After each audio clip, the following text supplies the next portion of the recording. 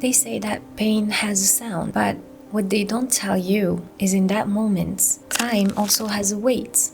And when you're in pain, when you're experiencing real pain, 5 minutes isn't just 5 minutes, it becomes forever. It becomes a lifetime of screaming, of begging, of hoping someone will see you and will come save you before the pain make you unrecognizable. But I'm not talking about the pain of a breakup or the kind of pain you drown in an ice cream in a sad song. I'm talking about the kind of pain that melts your skin, that blinds your eyes, that leaves you gasping while your face slides off your bones. And this isn't heartbreak, this is horror. Now I have a question, many of them actually. How many times have you hurt someone's feeling without even realizing it?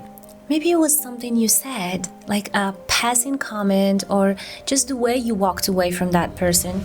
How many times have you ignored someone, or have you ignored a man for women?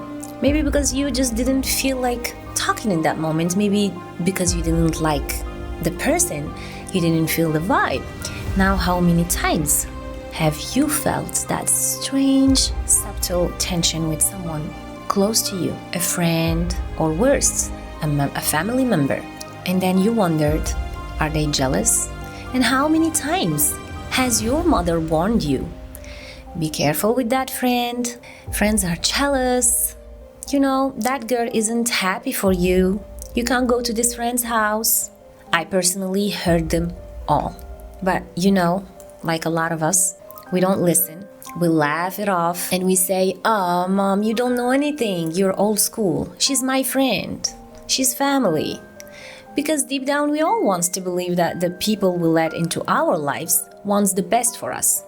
And we know when we grow up that moms are usually and always right when it comes to those feelings. But now, what are the odds that someone you know, one of those persons, trusted, or someone you didn't know and you didn't even think twice about them, and then they just come back to hurt you, not just with words, not just with silence, but in the most brutal and cruel way it does exist. In fact, I wouldn't even find the correct word to describe this act. And it's been a long time I wanted to cover this kind of story. When she was doused with acid. Attacked by a stranger with acid. Drenched with acid and left to die. To India, where acid attacks. Local women were victims of an acid attack. This is one of those topics that honestly shouldn't even exist. And if it does, it should be happening in really such a small number. But it barely makes headlines, especially in countries that are economically strong. But the truth is when there isn't enough education or resource to raise awareness about something, this is the kind of tragedy you will end up with in society. And this is the terrifying reality for so many acid attack survivors. Their lives are torn apart by an act so violent, so cruel that it's, like I said, it's really hard to find words to describe it, or even it's really hard to comprehend, to understand. But today we are going to unreveal one of those stories. But let me be clear. This is not about the criminals or the horrific acts they committed towards those women, majority, but there is also men. This is about the survivors, those incredibly strong women from who I'm gonna learn for the rest of my life, who've endured unimaginable pain, and we won't be showing their faces. Personally, this is my choice. You want to know more about them, see their faces? They do show their faces because a lot of them are activists now. But yeah, I'm not gonna do that, not out of shame, but out of respect. Because I feel like those women have already had so much taken from them. And the last thing I will want to do is expose what a little piece they are still trying to rebuild.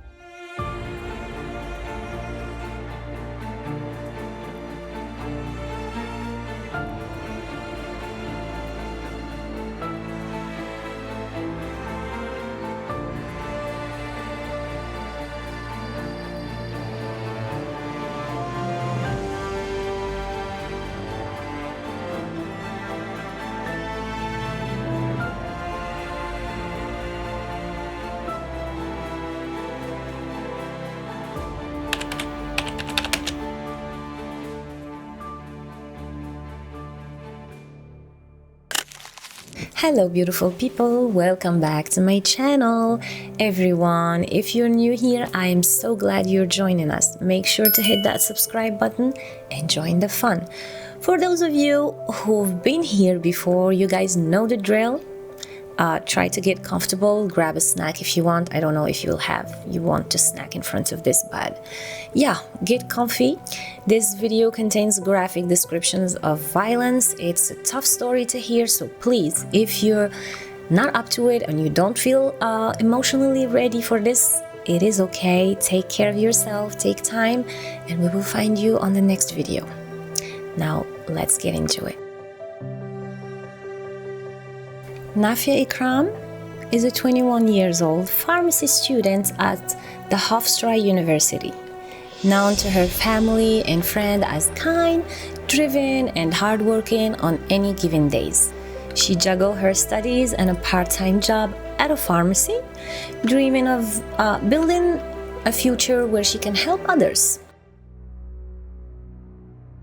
But on March 17, 2021, just 4 years ago, her life changed forever. It was an ordinary evening. Nafiah had just finished a long shift at work. You know that feeling when you finally make it home after a draining day at work or at school? So she parked her car as usual and felt a wave of relief. Home, sweet home. Safe, excited to be back home. But unfortunately, that feeling will not last forever. I mean, not even in that moment. She had just grabbed her bag, her key, her usual stuff, and as she shut the door, the car door, she felt a presence and she saw a man.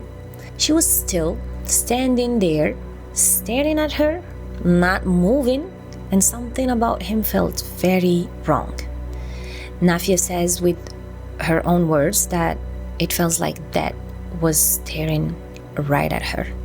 And her saying this, I cannot help by asking myself, why did you get out of that car? But she walked anyway. I mean, why not? Even if it's a little bit scary, this is something she does every day, and she's just in front of her house. So I don't think she had something to worry that much about in that moment. So she walked anyway, and when she got closer to her house, just in front of her door, the man started running towards her, and in not even a blink, he threw acid on her. He threw it on her face specifically. You can see the camera surveillance that this happened so quick, and he meant to throw that on her face, not anywhere on her body, but on her face. Before she could even look over her shoulder or scream for help or protect herself, he threw that liquid straight at her face. She couldn't see who he was. He's wearing a mask and a hoodie, a real camouflage. You see on the video of the camera surveillance. He disappeared into the dark as quickly as he appeared. And then the pain started. It was everywhere. Her skin, her face, her eyes. She screamed. And it got even worse when she did that. The acid slipped into her throat, but Nafiah didn't collapse. She ran. She screamed for her mother. By the time she got inside, her mom says that she couldn't even recognize her. And Nafiah was struggling to breathe. The acid had already begun to burn her from the inside.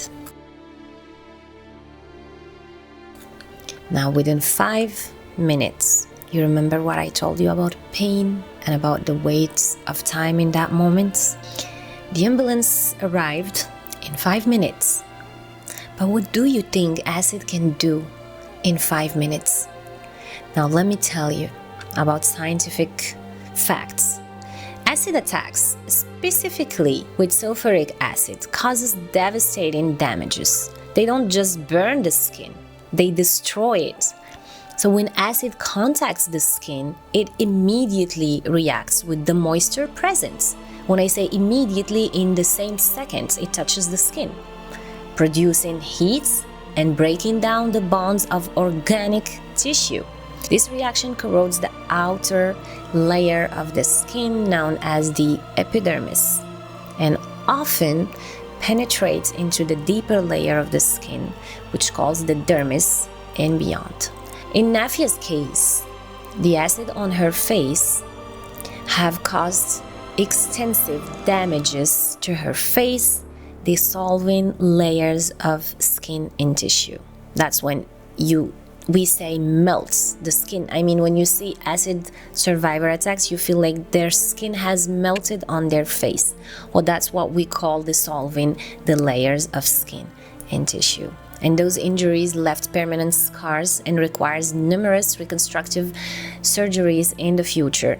And she's been dealing with this since 4 years, and she's still going. She still has surgeries to do. The acid severely also damaged Nafiah's eyes, leaving her partially blind, and the cherry on the top, that her contact lenses melted into her eyes during the attack, intensifying the damage in that moment. I mean, can you imagine the pain? I don't. I really don't. I don't think there is anyone who can imagine the pain those people go through. But the burns and nerve damage caused by the acid likely also resulted in persistent pain and sensitivity common in survivors of such attack. And of course, beyond the physical injuries, Nafiah experiences psychological effects, including, of course, trauma, anxiety, and PTSD. Surviving such an attack often leaves those people with deep emotional scars. Even with immediate water application, acid doesn't stop reacting completely. It needs to be neutralized. So time is clearly very critical here, and every second untreated causes irreversible damage to the person. The medical staff was so busy with all the damage on her face and throat, they didn't see the burn on her hands, because of course this is a liquid. Usually if somebody splash, this is clearly what happened with water. If you threw water, it does splash. So if you threw a liquid, it does splash. Means it's not gonna just touch one area in your body. It's definitely gonna touch, with bad luck, I mean, if you're not lucky, it is gonna be spreading over your body. Now she says, quote about this: "Nobody saw this burn until I got to the ER, so the other paramedic couldn't get an IV in because he was trying to start a morphine drip. But he couldn't get an IV in, so then he was like, you know what? Forget that. I'm so sorry. This is going to burn. I can't get the morphine in, but if I don't do this and I try to fuss with your vein, your face is just gonna burn more and more. So I'm gonna have to do this." So he poured the saline on her body and on her face continuously a couple of times. Saline is often used after the area has been rinsed with water and not at first. You can think of saline as a cleanup tool after the emergency flush has been done. And that's why this is something you all should know, specifically people who live in areas that's this kind of accident happen a lot, kind of crimes. In fact, those are not accidents. But if any one of you faces this, just know that why getting under a shower is the best option. In the first minutes, the goal is to dilute and flush out the acid as fast as possible from the skin.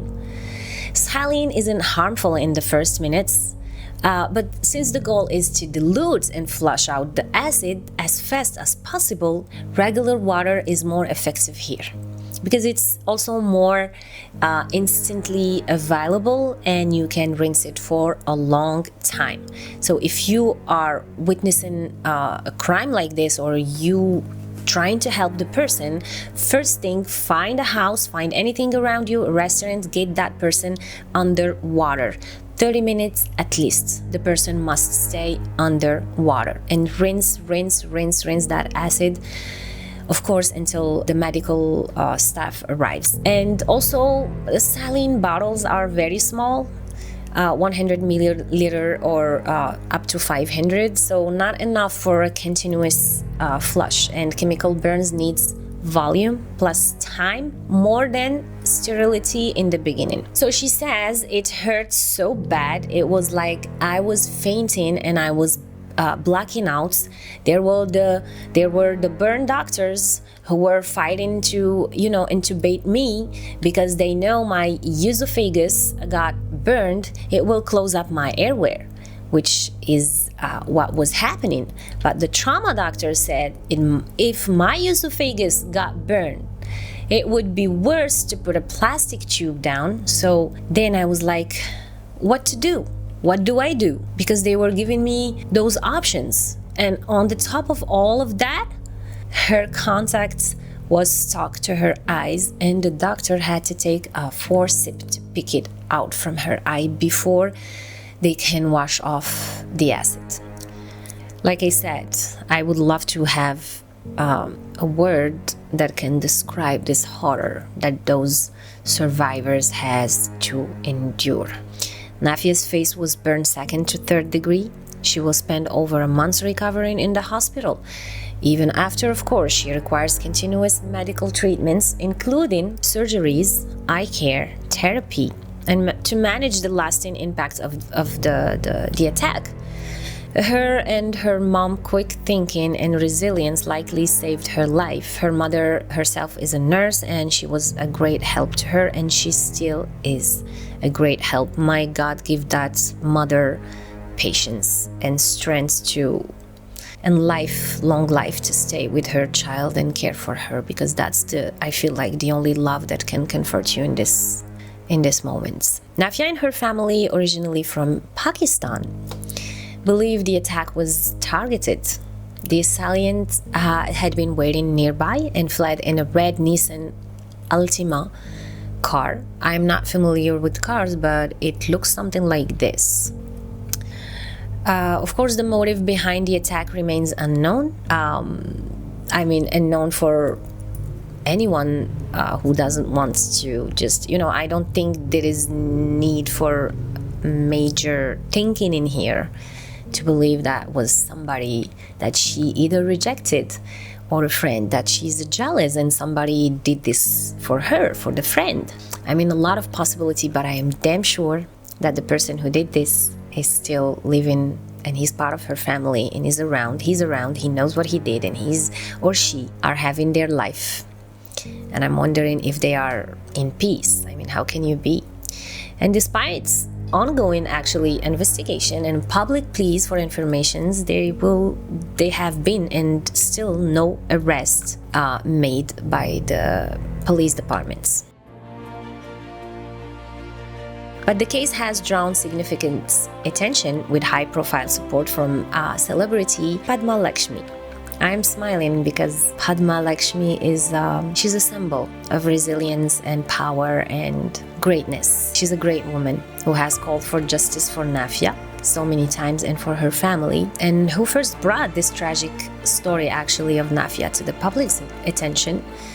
She helped raise awareness about acid attacks and the suffering of survivors like Nafiah herself. Now let me talk to you about another king. Now the king of Bollywood and of all the hearts, King Shah Rukh Khan. He's one of the most stars who is involved in the matter. And in the best ways, since he founded in 2013 an NGO that focused on supporting acid attack survivors through medical treatments, legal aid, and rehabilitation. The King of Hearts has also launched an International Women's Day. This program that sponsors corrective surgeries for 50 acid attack survivors across India. Partnered with Fortis Healthcare for post-operative therapy camps, and with Atijivan Foundation and a New Hope Hospital for free plastic and eye surgeries. But I do have love and respect for this man in a different way. I feel like Shah Rukh Khan should have been the leader. This kind of man should be the leader of the society, because you can know a man's heart by his actions towards the small insignificant things that exist in his country. And let me tell you, those survivors becomes insignificant species to humanity there. You know what I'm talking about?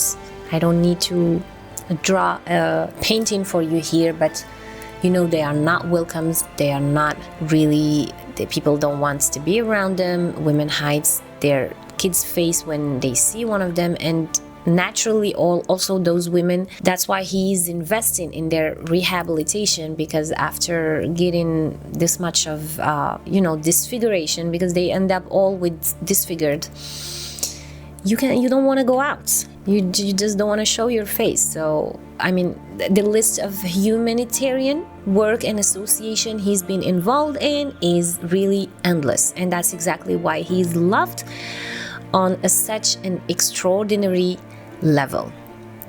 Shah Rukh Khan is touched by God, by Allah. I do believe that he's kind of like one of the chosen people on earth.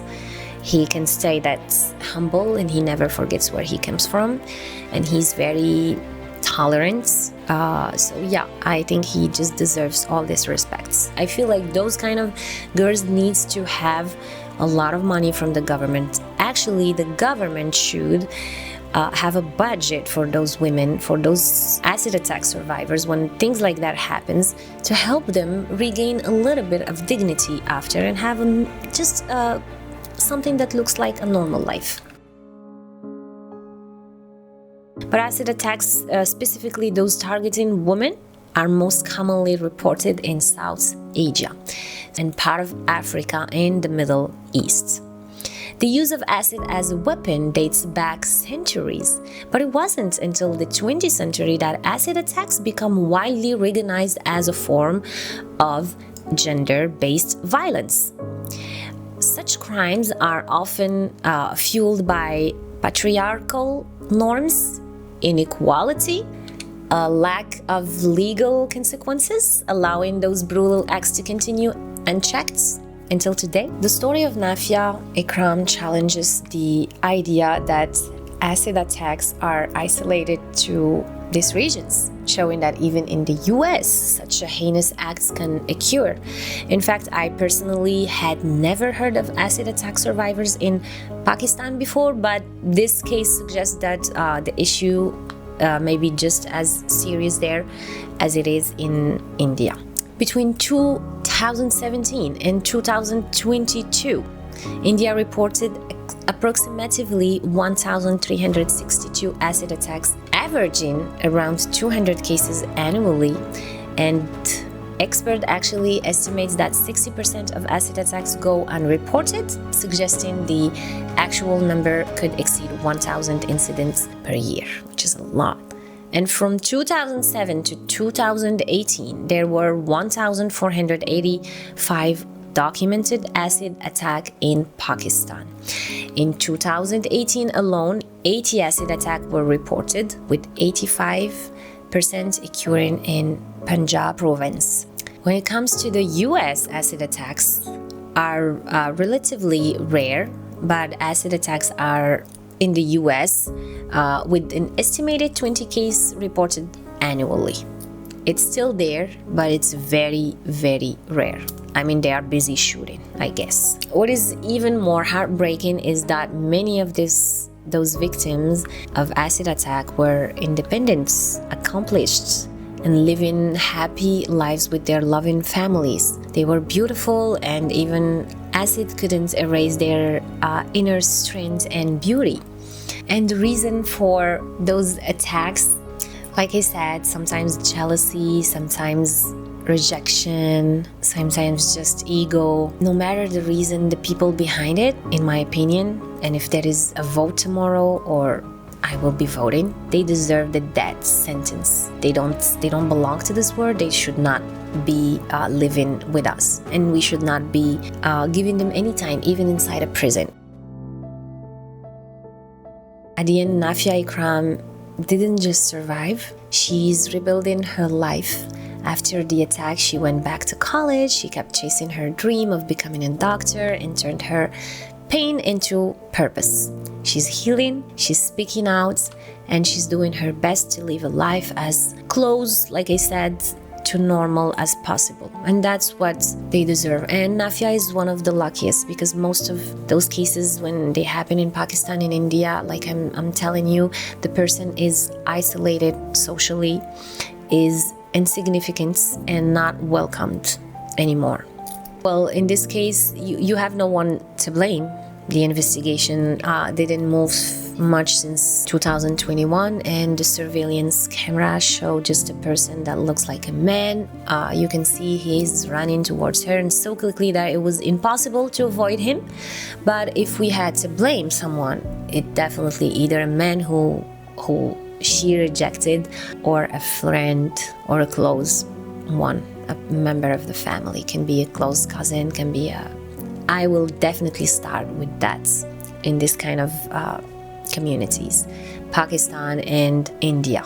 And even, like I said before, even in South Africa, there are a lot of things like that happens, a lot of hate even inside a family. In fact, we'll come to it a little bit later, but there are victims that had to go back to live with their own family, the same people who disfigured them and attacked them with the acid. It's really heartbreaking. And I still cannot wrap my head around this kind of, act and kind of revenge or just teaching, I don't know, teaching a lesson. What like acid, it is not just a weapon to hurt you. It is a weapon to destroy you in the most painful, permanent way possible. It is not just a normal moment of pain. It's every single day after that. It's a forever pain paths that those people are gonna be forced to take. It's waking up and having to relieve it again and again, carrying the scars both outside and inside. And unless you're incredibly strong, and I mean unbelievably strong, you're forced to live with a pain that doesn't let you breathe, literally. And I'm honestly devastated that this level of cruelty can come from another human being. This kind of stories, for me, they will always be overwhelming, but they do matter. They do matter. That's why we need to tell them, we need to talk about them, we need to never stop talking about them. And that's why I will be uncovering a lot of this kind of stories, because I don't want to forget this kind of pain. I am thankful to God for everything that He gave or take from me. And as a woman, I do know that the beauty, unfortunately, in our world, in our time today, but in our time, I just want to say nobody judges your inner beauty. It always comes the outside beauty first. I mean, the physical, the face, the shape, are you fit, are you not? And that's our beauty standards. And the moments you go for a woman's face, I mean, you don't want to hurt her, you want to kill her alive. And that's why those stories matters, so they need to be told. And because no matter how powerful or rich a country claims to be, its true greatness isn't measured by how far it can go to the moon or whatever. It's by how safe it keeps its people and animals here on Earth, not in the moon. I mean, for me, those are the most stupid people that exist. They don't make difference between modernity, evolution. If you don't help your people grow and educate them, you can go and come back to the moon. Nothing will be different for you. Nothing. Because until today, what is this helping us with? What's going to the moon? And I'm pretty sure that money could have saved those women. If you cannot save them, if you cannot give them back their physical aspects, then psychologically you can help them. Invest that money, have a sort of Taj Mahal built for them, bring them all to live together there, give them the most beautiful, expensive items that all women dream about. Give them money, give them security, and they will be happy again. I'm pretty sure of that. Talking about beauty as a woman, and beauty for a woman is part of her femininity.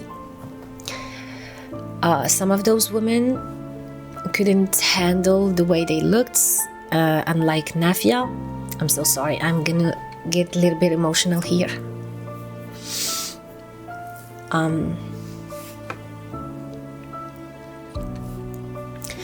Fakhra Yunus, another Pakistani victim who committed suicide in Rome after what happened to her.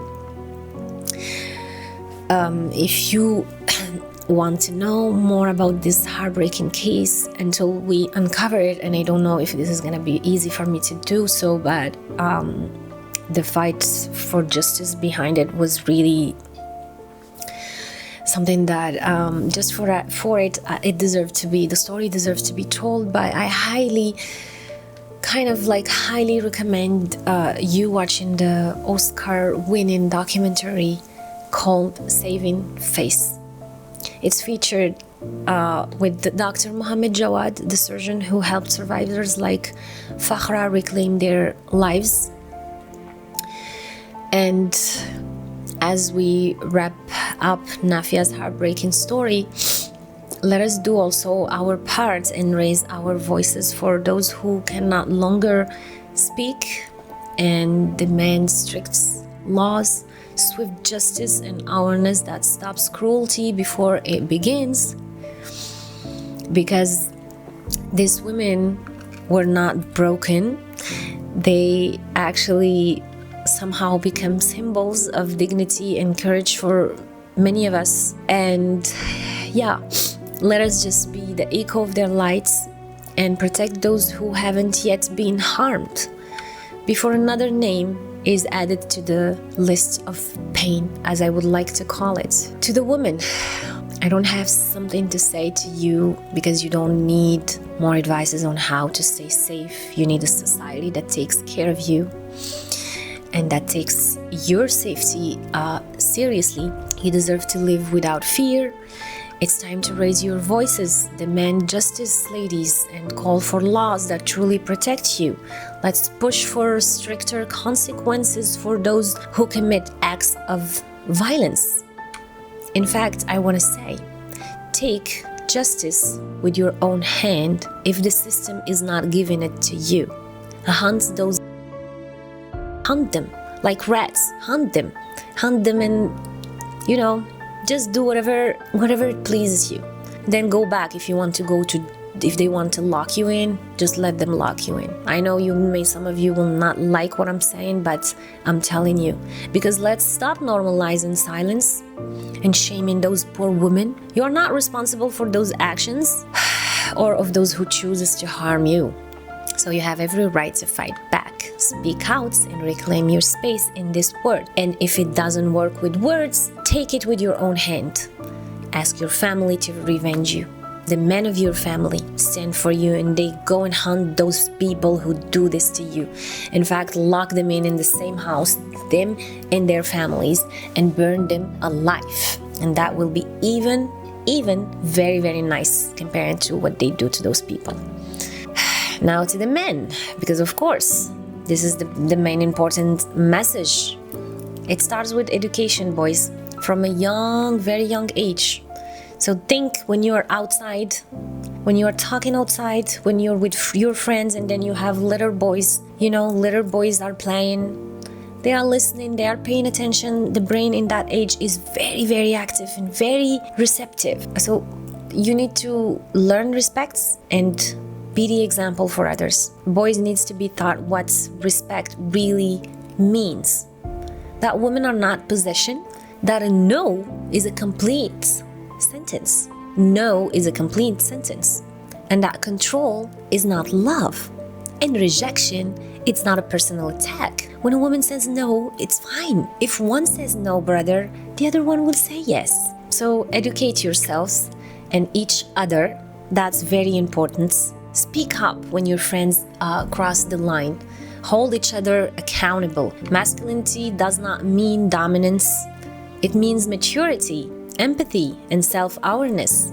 Violence is never and will never be the answer. It's just a failure to evolve. That's how you should look at it. Now, there is a kind of men I want to address a message to them. Those kind of men who After another man destroyed those women, they take them in, love them, show them love again, show them happiness again. To all the kind-hearted, compassionate men left out there, this is for you, the ones who see beyond scars, beyond beauty, beyond pain, and love with deep insincerity. It takes a special gem kind of strength to stand beside someone who's been through unimaginable trauma, to offer them love, to look at them no matter what they are looking like in that moment. And to be honest, this is what they are disfigured. So even to look at them, it's really painful. So thank you for offering them love, dignity, and a sense of normalcy again. May more men like you exist in this world, men who remind survivors that they are not just worthy of love, but of love that's tender and respectful. So let's all strive to create a world where kindness, respect, and understanding replace the bitterness and hatred that often leads to such tragic events in our societies. Stay safe, protect each other, and please always choose compassion. But before I go, it's time also for another sort of compassion. I'd like to ask you for your support for my animal welfare initiative. I do truly believe that building a kinder world starts with teaching compassion towards animals, the planet, and each other. If this resonates with you, I'll be so grateful if you could check out the donation link in the description box. Every little bit helps us rescue and care for animals in need all over the globe. So some of them are in India, some of them are in Morocco, and I am very confident that in future we're gonna be helping more, we're gonna be having more donation. So yeah, just thank you for being part of it, and thank you for helping make a difference. In one of her last interviews, Nafiah asked us to keep her in our prayers. The best way to honor her, I want to end our episode today with a prayer for her and for all those who has been suffering the same ordeal. Now, tell us also what are your thoughts about this case, about different cases. Do you want me to uncover other cases? And please put me the names of the survivors in the comments. And until we see you, please take care of yourself. Ya Allah, wrap Nafiah and all the victims in your infinite mercy. Grant them the strength to accept what they cannot change and the patience to carry what you've written for them. Erase their pain, both seen and unseen, and place lights in every step they take forward. Give them sabr, give them healing, give them peace. God, let their heart never forget that you are near, and remind them that no trial comes without your help. They are strong, but with you, God, they are unshakable. Amen.